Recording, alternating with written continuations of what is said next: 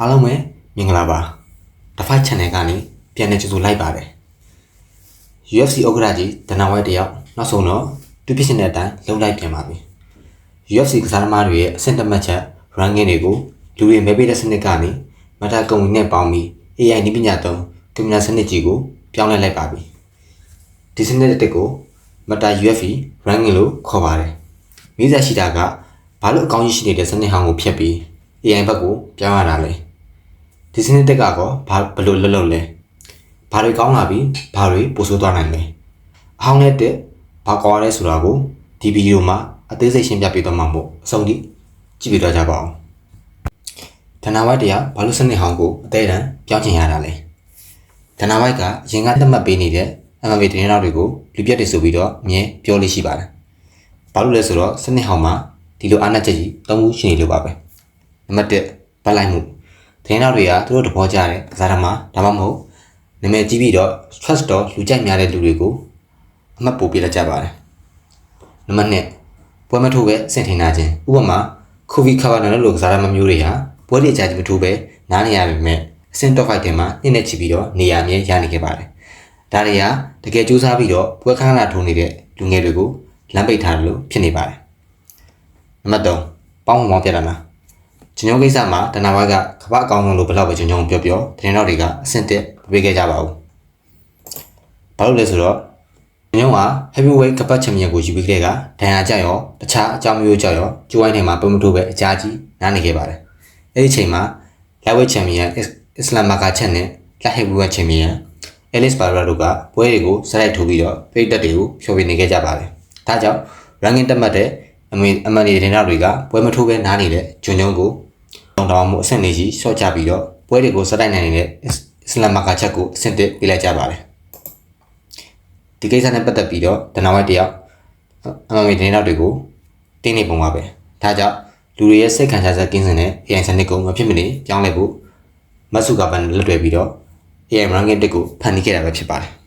ranking စနစ်ဟောင်းနဲ့ ranking AI စနစ်တက်ဘာတွေကွာခြားသွားလဲအဟောင်းနဲ့တက်တွေဘာတွေကွာတာလဲဆိုတာကိုနှိုင်းယှဉ်ကြည့်အောင်ပါ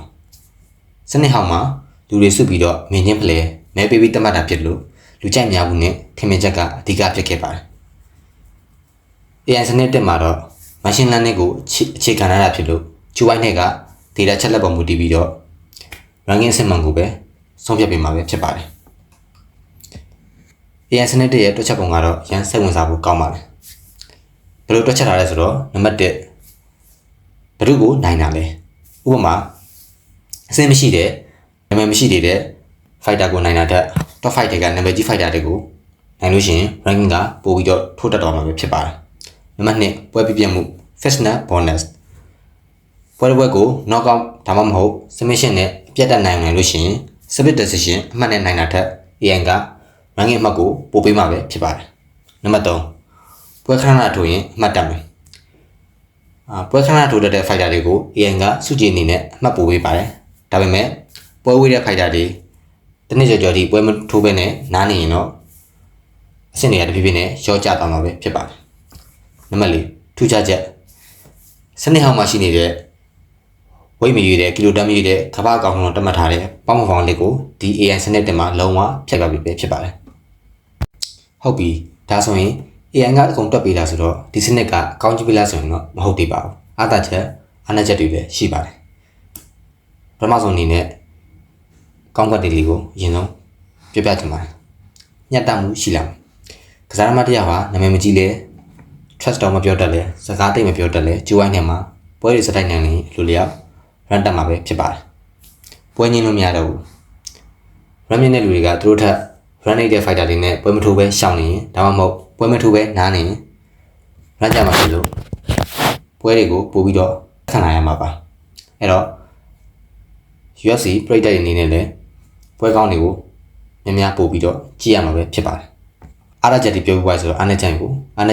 ထပ်ပြီးတော့ပြပြပေးပါမယ်ဒနာဝက်ကဒီမနက်စတင်မိတ်ဆက်တဲ့ရက်ပိုင်းမှာပဲ UFC website မှာ AI ranking ကအမှားတွေပြခဲ့ပါတယ်ဒါကတော့ဒီပညာအားနည်းချက်တွေပါလက်ရှိဒီပြပြင်ဆက်ကာလပဲမို့လို့ဒီနည်းပညာရဲ့အမိုင်းတွေကဆက်ပြီးပဲဖြစ်အောင်မလားတိကျမှုရှိမလားဆိုတာကစောင့်ကြည့်ရမှာပဲဖြစ်ပါမယ် နောက်တစ်ခုကကျိုးဝိုင်းတွေကစိတ်ဓာတ်ကိုတိုင်းတာလို့မရတော့ပါဘူး AI ဟာကိန်းဂဏန်းပဲသိပါတယ်split decision မှာဆိုလို့ရှိရင်အမှတ်ပေးဆုံးဖြတ်တဲ့အနေအထားမှာဆိုလို့ရှိရင်ဒါမျိုးရဲ့ပတ်လိုက်ပြီးပြလိုက်တဲ့ဆုံးဖြတ်ချက်ကို AI ကတည်တည်ချာချာခွဲခြားပြီးမသိနိုင်တော့ပါဘူးအဲ့တော့နိုင်ရတဲ့ကစားသမားကိုပဲ ranking တိုးပေးနိုင်မှာပဲဖြစ်ပါတယ်ဒါဟာစိတ်ဓာတ်နဲ့တိုက်ခိုက်တဲ့ကစားသမားချုပ်တက်တော့နစ်နာနိုင်ပါတယ်ဒါကတော့ AI တဲ့ရဲ့အားနည်းချက်တွေပါလက်ရှိမှာတော့ UFC ဘက်က ranking ဟောင်းရော AI ranking တဲ့ရောနှစ်ခုစလုံးကို website မှာရှင်းပြထားပြီးတော့စမ်းသပ်စေကာလပဲဖြစ်ပါတယ်ဒါပေမဲ့ဥက္ကဋ္ဌကြီးဒန်ဝိုက်ကတော့နောက်ပိုင်းမှာလူတွေမဲပေးတဲ့စနစ်ကိုလုံးဝဖျက်ပစ်မှာဖြစ်ကြောင်းအတည်ပြုထားပါတယ်ဒီပညာဆိုတာအစပိုင်းမှာအမှားယွင်းရှိနိုင်ပေမဲ့ရှေ့ရှိမှာတော့ပို့ပြီးတော့တိကျမျှတတဲ့စနစ်တစ်ခုဖြစ်လာနိုင်မလားဆိုတာကိုစောင့်ကြည့်ရမှာပါကဲအကစားဝန်လာရှင်ညီကိုတို့ရောဒီလို AI ranking စနစ်တက်တဲ့ fighter တွေကိုအဆင့်တက်မှတ်တာကိုသဘောကျလားဒါမှမဟုတ်အရင်လိုလူတွေကပဲမဲပေးတာပိုကောင်းလားဆိုတာကိုအောက်က comment လေးမှာသဘောထားလေးတွေရေးပေးကြပါအောင်ကျွန်တော်ရဲ့ MMB သုံးသက်ချက်ဗီဒီယိုလေးတွေကိုသဘောကျရင် The Fight Channel မြန်မာကို like and subscribe လုပ်ထားဖို့မမေ့နဲ့အောင်နော် UFC သတင်းဆောင်ကိုအစင်မပြတ်တင်ဆက်ပေးနေတဲ့ The Fight မြန်မာပဲဖြစ်ပါတယ်အားလုံးပဲတာယာတဲ့နေ့လေးဖြစ်ပါစေကျေးဇူးတင်ပါတယ်